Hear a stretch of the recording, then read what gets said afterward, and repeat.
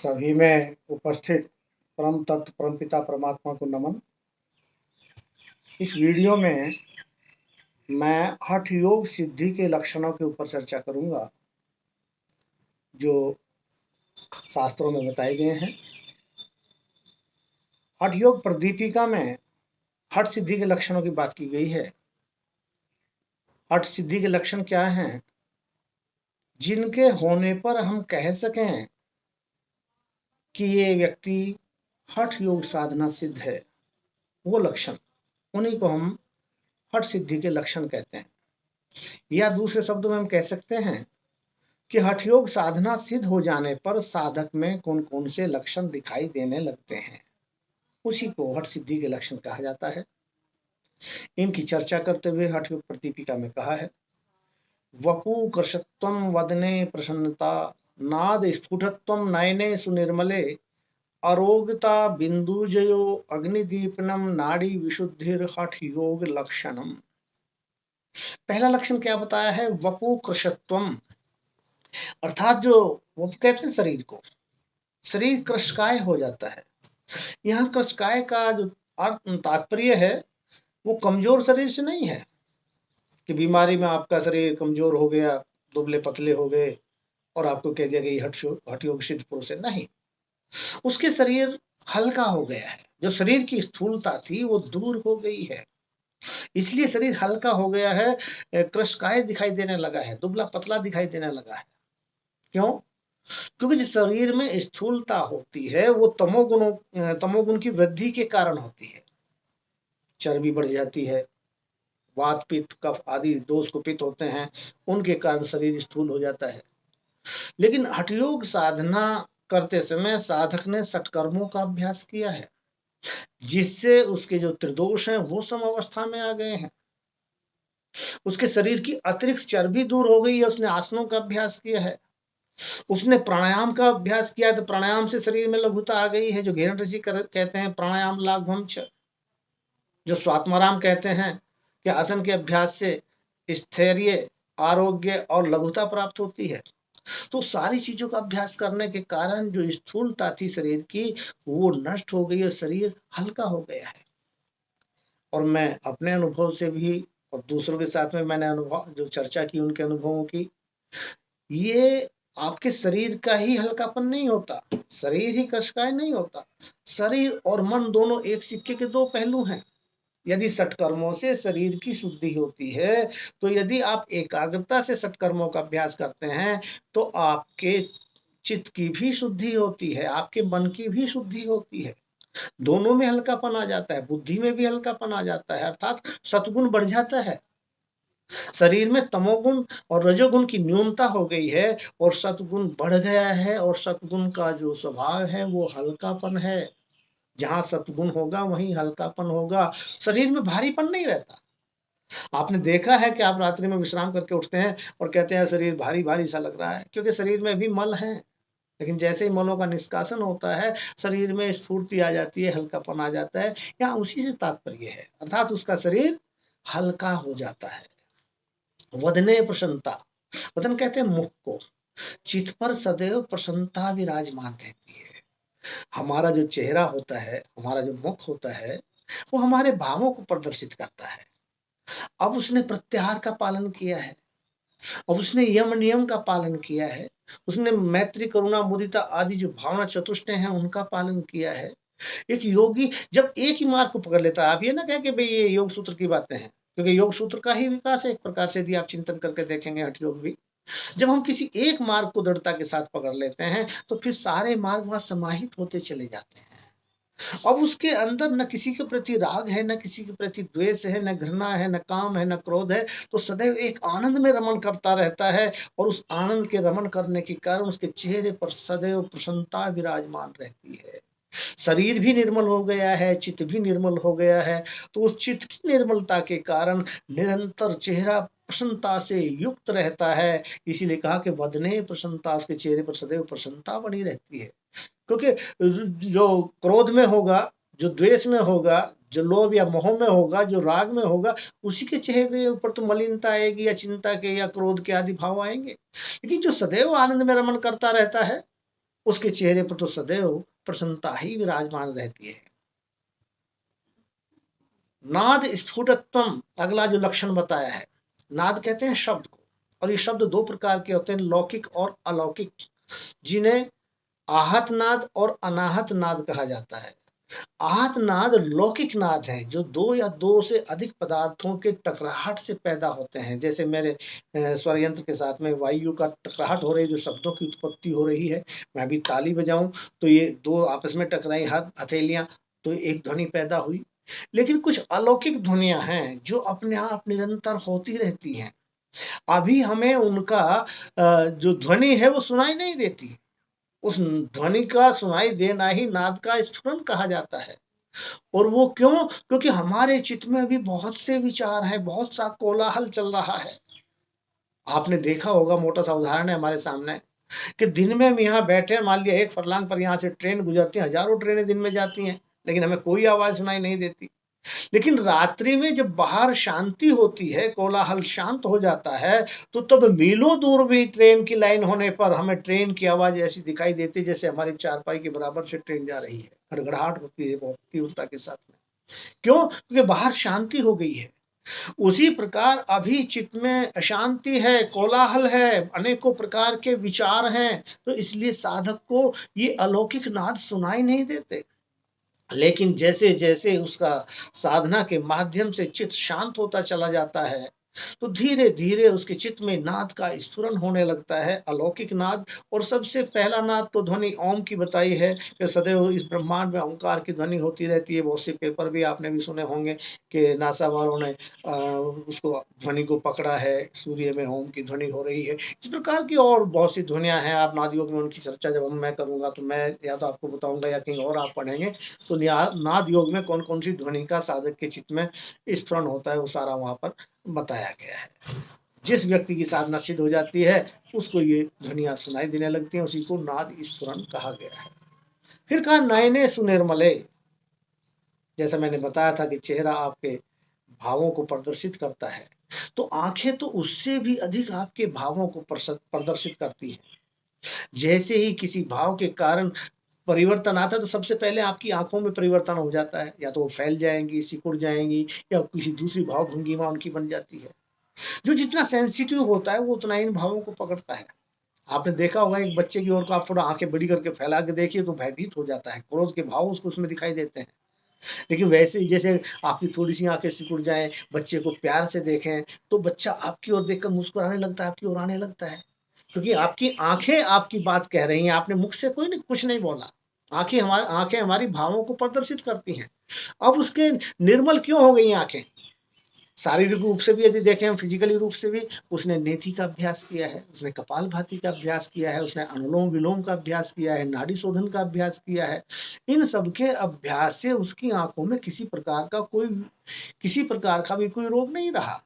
दूसरे, उसका चित्त भी निर्मल हो गया है, न कोई राग है, न कोई द्वेष है, न कोई काम है, न कोई क्रोध है। ये सारे भाव उसके चित्त से निवृत्त हो गए हैं। तो अब चित्त की निर्मलता के कारण उसके चित्त में सदैव आनंद रमन करता रहता है, प्रसन्नता विराजमान रहती है। तो वैसे ही भाव शुद्धि के कारण भी उसकी आंखें निर्मल हो जाती हैं, किसी प्रकार का कोई विकार आंखों से प्रदर्शित नहीं होता। फिर कहा अरोगता, आरोग्यता प्राप्त हो जाती है पूर्ण रूप में, किसी प्रकार का कोई भी रोग उसको नहीं होता है। क्यों? क्योंकि उसने सत्कर्मों का अभ्यास किया है तो त्रिदोष समावस्था में आ गए हैं। उसने आसनों का अभ्यास किया है तो आपका शरीर दृढ़ हो गया है। उसने मुद्राओं का अभ्यास किया है तो शरीर में स्थिरता आ गई है। उसने प्रत्याहार का पालन किया है तो चित्त निर्मल हो गया है। और चित्त की निर्मलता का शरीर के ऊपर भी पूरा प्रभाव पड़ता है। हमारा चित्त रुग्ण होता है वास्तव में, यदि आप चिंतन करके देखें, पहले चित्त के रोगी होने के पश्चात ही हमारा शरीर रोगी होता है। आयुर्वेद को पढ़ें, आप चरक को पढ़ें, तो विस्तार से आपको वहां पर मिल जाएगा कि जब भी कोई नकारात्मक आपके भाव आपके शरीर में आता है तो शरीर में आगे चलकर कौन से रोग पैदा होंगे। शरीर और मन दोनों की निर्मलता हो गई है, पाचन क्रिया ठीक हो गई है उसकी। यदि आपका पेट ठीक रहता है तो आपका स्वास्थ्य ठीक रहता है, किसी प्रकार का कोई रोग नहीं होता। आप सब जानते हैं कि पेट ही हमारे रोगों की जननी है। उसका मल त्याग की क्रियाएं हैं वो भली प्रकार होती हैं। उसने मूल शोधन का अभ्यास किया है, उसने बस्ती क्रिया का अभ्यास किया है, उसने नौली का अभ्यास किया है, पूरा पाचन तंत्र उसका पुष्ट हो जाता है, मल विसर्जन की क्रियाएं भली प्रकार होने लगती हैं। तो इसलिए शरीर में किसी प्रकार का कोई रोग नहीं होता। किसी को कहा कि वो आरोग्यता की स्थिति को, आरोग्यता की स्थिति को प्राप्त कर लेता है। फिर कहा बिंदु जयो, बिंदु कहते हैं ऊर्जा को, वीर्य को, शुक्र को। परमपिता परमात्मा भी ऊर्जा का आदि स्रोत है, उनको भी बिंदु नाम से पुकारा गया है। यहाँ हम शारीरिक ऊर्जा से अर्थ लेते हैं इसका, बिंदु जय। जो शारीरिक ऊर्जा है उसके ऊपर उसने पूर्ण रूप में नियंत्रण प्राप्त कर लिया है, उसको जय कर लिया है। और हमारी ऊर्जा कहाँ बहती है? संसार की ओर बहती है, खर्च होती है। कई लोग तो इसको ब्रह्मचर्य की जो नियंत्रण है उसको, उसका अर्थ लेने लगते हैं। वो एक रूढ़ अर्थ हो गया है बिंदु जय शुक्र, कि वो शुक्र उसका स्खलित नहीं होता है। लेकिन आप चिंतन करके देखें, क्या शुक्र स्खलित केवल रति क्रिया के माध्यम से ही होता है? नहीं, हमारे जितने भी क्रियाकलाप हैं, हमारी बाकी जितनी और भी 9-10 इंद्रियां हैं मन को लगाकर, जो भेंद्रिय कहा जाता है, कामेंद्रिय के अतिरिक्त उन सभी इंद्रियों से भी 10 की 10 उन इंद्रियों से भी हमारी ऊर्जा निरंतर व्यय होती है। हम चाहे अनचाहे निरंतर किसी न किसी इंद्रिय के वश में बने रहते हैं और हमारी ऊर्जा स्खलित होती रहती है, खर्च होती रहती है। जय करने वाला किसको कहा जाएगा? जिसके नियंत्रण में सारी इंद्रियां आ गई हैं। यदि अब वो आवश्यक समझता है तभी उसकी इंद्रिय किसी विषय की ओर जाती है, अन्यथा वो अंतर्मुखी होकर अपनी ऊर्जा का रक्षण करते हुए बैठा रहता है, उसकी ऊर्जा अंदर ही बनी रहती है। इंद्रियां हमारी सेवा के लिए हैं, हम स्वामी हैं, वो सेवक हैं। लेकिन सामान्यतः उल्टा है, इंद्रियां हमारी स्वामी बनी हुई है और हम इंद्रियों के सेवक हो जाते हैं। इंद्रियां हमें जहां ले जाना चाहती हैं वहां हम चले जाते हैं। लेकिन जो इंद्रिय जय हो जाता है, जो बिंदु जय हो जाता है, उसकी इंद्रियां उसके नियंत्रण में आ जाती हैं, वह वास्तव में स्वामी हो जाता है। इसी को बिंदु जय कहा है। फिर कहा अग्नि दीपनम। शरीर में 13 प्रकार की अग्नियां बताई हैं। मुख्य जठराग्नि है, 5 भूताग्नि है और 7 धात्वाग्नि है, और इनमें जठराग्नि मुख्य है। अब उसने षटकर्मों का अभ्यास किया, आसनों का अभ्यास किया, नौली आदि जो उसने किए हैं, पाचन तंत्र को पुष्ट करने वाले आसन किए हैं, तो उसकी जठराग्नि प्रदीप्त हो जाती है, वो ठीक से पाचन करती है। फिर आगे की धातुओं का निर्माण भी होता है। तो शरीर में जहां जहां भी ये 13 प्रकार की अग्नियां हैं, ये सारी जागृत हो जाती हैं, प्रदीप्त हो जाती हैं। और जब ये सब प्रदीप्त हो जाती है तो शरीर की जो सारी धातुओं का निर्माण ठीक से होता है, शरीर में किसी प्रकार का कोई विकार नहीं रहता। उसी को कहा कि अग्नि दीपनम, उसके शरीर की अग्नियां प्रदीप्त हो जाती हैं। एक अग्नि और होती है ज्ञानाग्नि। अभी चित्त में अज्ञान बना हुआ है, लेकिन जैसे जैसे पतंजलि कहते हैं, प्राणायाम के अभ्यास से तथा क्षीयते प्रकाशावरणम, जो प्रकाश के ऊपर, ज्ञान के ऊपर आवरण पड़ा हुआ है वो नष्ट हो जाता है। ये ज्ञान की अग्नि भी उसकी प्रदीप्त होती चली जाती है, क्योंकि वो सत्संग करता है, स्वाध्याय करता है, चित्त को एकाग्र करने का प्रयास करता है। और जैसे जैसे उसका चित्त एकाग्र होता जाता है, वैसे वैसे ये अग्नि वर्धित होती चली जाती है, तत्वों का साक्षात्कार होने लगता है। इसका अग्नि दीपनम। फिर कहा नाड़ी विशुद्धिर हठ योग लक्षण। शरीर की समस्त नाड़ियां शुद्ध हो जाती हैं। षटकर्मों के अभ्यास से आप देखिए, जो स्थूल नाड़ियां हैं वो षटकर्मों के अभ्यास से शुद्ध हो जाती हैं। लेकिन वहीं प्राणायाम से पहले स्वात्माराम ने नाड़ी शोधन का वर्णन किया है। जो शरीर की सूक्ष्म नाड़ियां हैं, जहां तक आपके इनका षटकर्मों का प्रभाव नहीं होता है, वहां ये नाड़ी शोधन जो प्राणायाम जिसका वर्णन स्वात्माराम करते हैं, यदि इसका अच्छे से अभ्यास किया जाए तो शरीर की सूक्ष्म से सूक्ष्म नाड़ियां भी शुद्ध हो जाती हैं। एक दूसरी बात मैं और सोचता हूँ, जो मैं कई बार विचार किया करता हूँ, कि हमारी नाड़ियां मलों से अवरुद्ध क्यों होती हैं? मलों से अवरुद्ध इसलिए होती है कि हमारे चित्त में नकारात्मक भाव बने रहते हैं। किसी भाव से हमारे पित्त कुपित हो गया, क्रोध के भाव से, काम के भाव से हमारा कफ कुपित हो गया, भय के भाव से वायु कुपित हो गई। इस प्रकार विभिन्न प्रकार के जब नकारात्मक भाव हमारे चित्त में रहते हैं, तो विभिन्न हमारे जो त्रिदोष हैं ये कुपित होते रहते हैं, और इनसे हमारी नाड़ियों में अवरोध पैदा होता रहता है। लेकिन जैसे ही हमारे चित्त से ये नकारात्मक भाव चले जाते हैं, हमारे विचार सकारात्मक हो जाते हैं, वहीं से हमारे त्रिदोष सम अवस्था में आना शुरू हो जाते हैं और हमारी नाड़ियां मलों से रहित होना प्रारंभ हो जाती हैं। ये हठयोग पर दीपिका में बताए हैं लक्षण।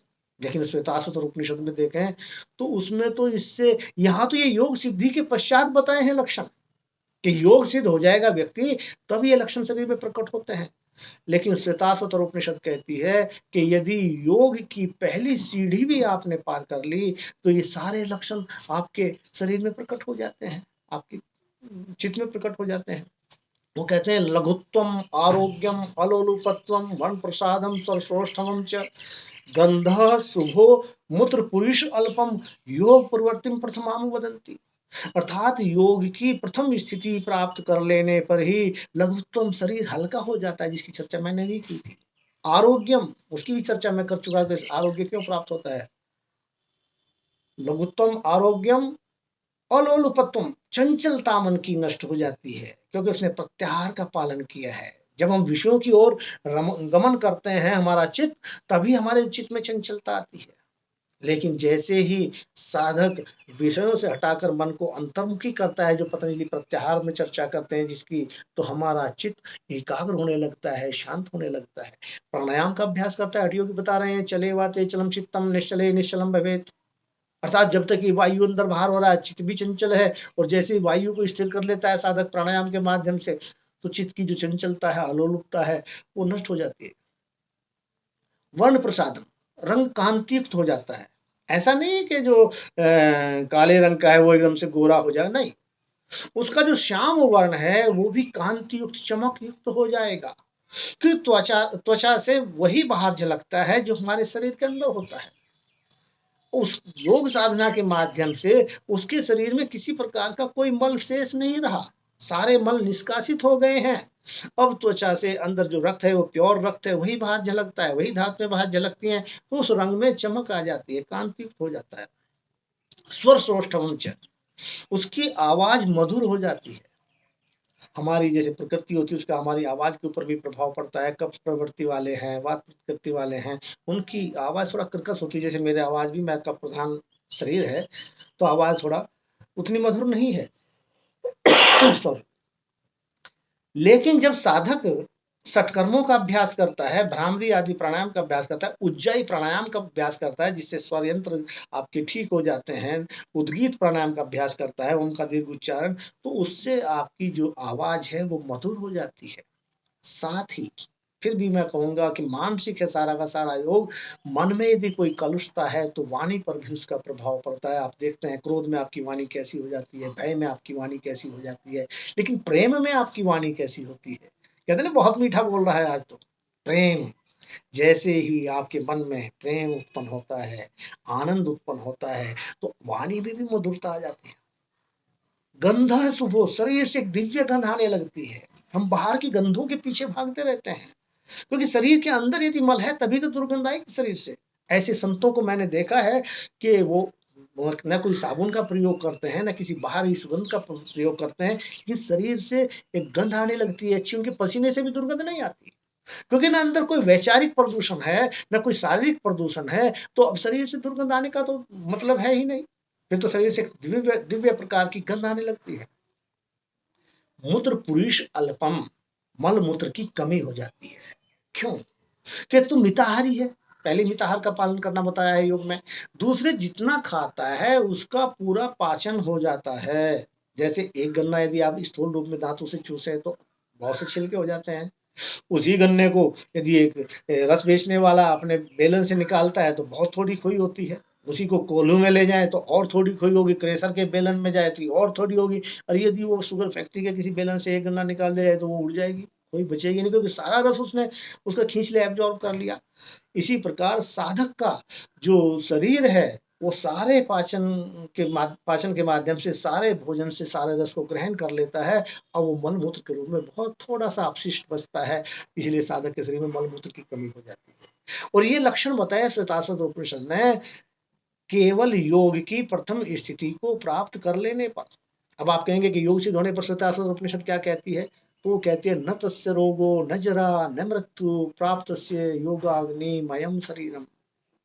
जिसने योग की अग्नि में अपने शरीर को तपा लिया है, न तो किसी प्रकार का रोग होता है, न तस्य रोग को हम चर्चा कर चुके हैं, न जरा, बुढ़ापा भी नहीं आता। बुढ़ापा किसे कहेंगे? कठोरता को। बच्चा लचीला होता है, युवापन में भी लचीलापन बना रहता है। आप एक लंबी चौड़ी खाई को भी फांद जाते हैं, राजघाई को भी फांद जाते हैं, लेकिन बुढ़ापे में छोटी सी नाली भी नहीं फांद पाते, क्योंकि शरीर इतना कठोर हो गया है, न पैर ठीक से मुड़ पा रहा है, न हाथ ठीक से मुड़ पा रहा है। ये कठोरता ही बुढ़ापा है। इसके विपरीत आपने देखा होगा 60 साल के जवान जो सीढ़ियां चढ़ते चले जाते हैं, और 20 साल के युवा जो लिफ्ट की इंतजार में खड़े रहते हैं। ये सब लचीलेपन की बात है। अब हम चक्रासन आदि का अभ्यास करते हैं, आसनों का अभ्यास करते हैं, तो हमारे शरीर में अपने आप लचीलापन बना रहता है, बुढ़ापा आता ही नहीं है। और बुढ़ापा मन से होता है, आप सब कहते हैं। मन में बुढ़ापा नहीं, एक ऊर्जा बनी हुई है शरीर में, जो शरीर को भी गतिशील बनाए रखती है, क्रियाशील बनाए रखती है, इसलिए उसको बुढ़ापा भी नहीं होता। अगला लास्ट का लक्षण है मृत्यु। ऐसा नहीं कि मृत्यु नहीं होगी, लेकिन पल पल हम जो मरते रहते हैं। मृत्यु वास्तव में क्या है, जिसको अभिनिवेश क्लेश के रूप में पतंजलि कहते हैं, स्वरस्वाही विदुषोपी तथा रूढ़ो विनिवेश, अर्थात जो अपने आप बह रहा है, सब में मरने का भय, वही तो मृत्यु है, वही अभिनिवेश है। और ये मरने का भय क्यों है, यदि चिंतन करके देखें तो छूटने का भय होता है इसमें। किसके छूटने का भय, शरीर के छूट जाने का भय, कि मैं मर जाऊंगा तो ये शरीर छूट जाएगा, चला जाऊंगा फिर कहीं और। लेकिन चिंतन करके देखें आप, क्या ये छूटने का भय केवल शरीर के साथ है और कहीं नहीं है? पल पल हम छूटने के भय से ग्रस्त रहते हैं। पत्नी न छूट जाए, पति न छूट जाए, बच्चे न छूट जाए, मित्र न छूट जाए, गाड़ी न छूट जाए, यहाँ तक एक पेन न छूट जाए। यदि किसी को पेन देते हैं तो कैप उतार लेते हैं, क्योंकि हमें छूटने का भय रहता है। और जो चीज हमसे छूट जाती है उसका हम दुख करते हैं। लेकिन योगी देख लेता है कि वास्तव में ना कुछ छोड़ना है, ना कुछ पकड़ना है, ये तो ऊर्जा है जो निरंतर बह रही है। मृत्यु तो कहीं है ही नहीं। किसी सिद्ध योगी के पास में कोई व्यक्ति कहा कि मृत्यु क्या है, मुझे बताइए। बड़ा अच्छा उत्तर उन्होंने दिया कि मैंने तो मृत्यु को देखा ही नहीं भाई। जिन्होंने मृत्यु देखी है उनके पास जाइए। मैंने तो जीवन को देखा है, और जीवन सतत बहता रहता है, इसलिए योगी मृत्यु के भय से मुक्त हो जाता है। इसी को मृत्यु पर विजय प्राप्त करना कहते हैं। तो ये श्वेतास्त्र उपनिषद योग सिद्धि के लक्षण बता रही है। इन्हीं शब्दों के साथ में मैं अपनी वाणी को विराम देता हूँ। ओम शांति।